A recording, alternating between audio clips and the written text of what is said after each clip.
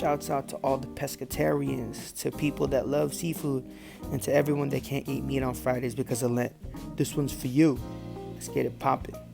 So today, we're going to be making sweet and sour fish, a dish that will impress everybody, especially yourself. So let's get started.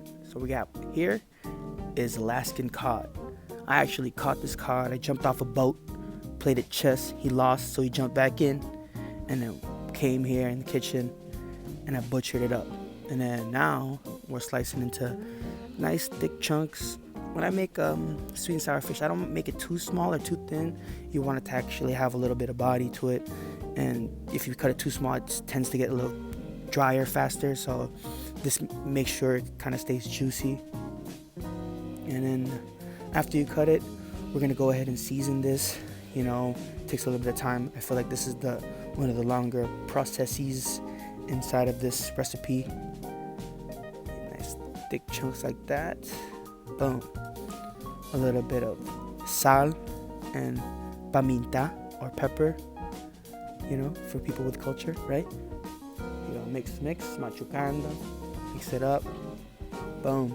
Ready. Now work on the sauce. We have a red onion. You use about half. Cut them to about medium dice. You can cut them bigger if you want. You can cut them into fours, whatever. Like, this is just preference-wise. I actually am using baby bell peppers because that's what I have. And then I'm just cutting them into rings for the aesthetic. And then after that, it's our cherry tomatoes. Cut them in half. You don't really have to. They're probably going to dissolve in the sauce anyways because we're going to crush them later. I find that it's just easier when you cut them in half. You know. Plus, I like cutting cherry tomatoes in half. Test out your knife, see how sharp your knife is. After that, we're gonna do a little bit of green onions, spring onions, whatever. I like to cut them in a bias so people think I know how to cook. You could too. All you gotta do is tilt your angle, as you see here.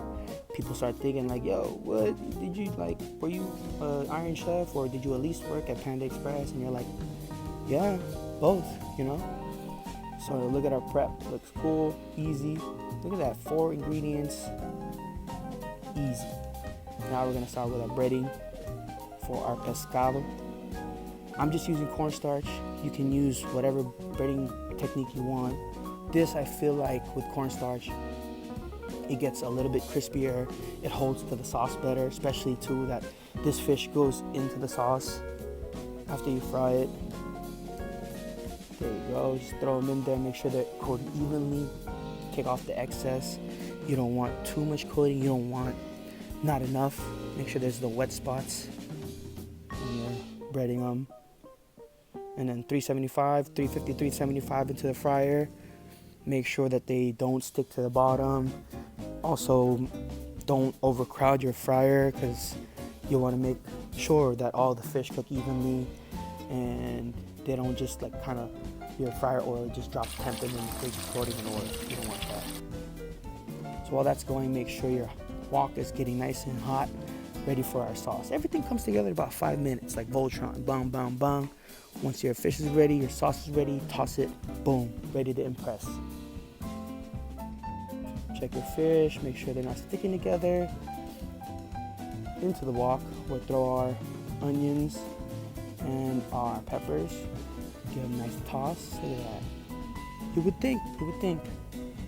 The tomatoes in next. There you go. See, kind of squishing it while we're throwing them in there. I'm using one of those ladles, easier to cook. Plus, it feels like I'm in a Chinese kitchen when I do it. Yeah, bang, bang. Squish the onions, toss them around, make sure everything's cooking evenly. Now we're gonna deglaze with a little bit of fish sauce. Or you can just use water if you don't have fish sauce. Just adds a little bit of more depth, you know, more body. Now we're gonna check if our fish is finished. Look like they're done. Great complexion, golden brown, beautiful tan. Yeah, pull them all out. Don't burn any. And now we're gonna add our vinegar and ketchup mixture to our sweet and sour. I think that's what gives it the acidity. And then add a little bit of water to make sure like it evens it out. It's not just ketchup and vinegar. And you check for seasoning. I added a little bit more sugar. You needed that sweetness and a little bit of salt because it felt under seasoned. Because it's just ketchup and vinegar as of right now, and a little bit of that fish sauce that's seasoning it. So once that's nice and reduced a little bit, we can add in our slurry mixture, which is cornstarch and water. Secret to any good Chinese recipe for their sauce: cornstarch and water. Look at that. Once you can divide it like the Red Sea, you're good. That's the consistency we're looking for, ready to plate.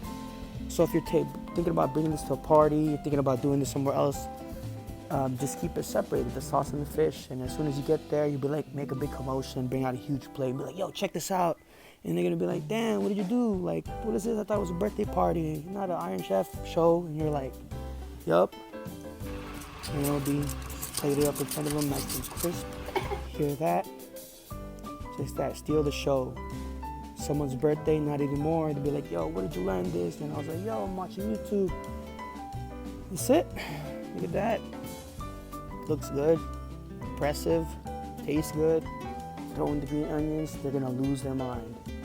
Hire you for an event or something and be like, man, I was just watching YouTube, learning how to start a lawnmower, and boom, sour baby. Fish. There it is, done data. See you later. Awani. Jacques.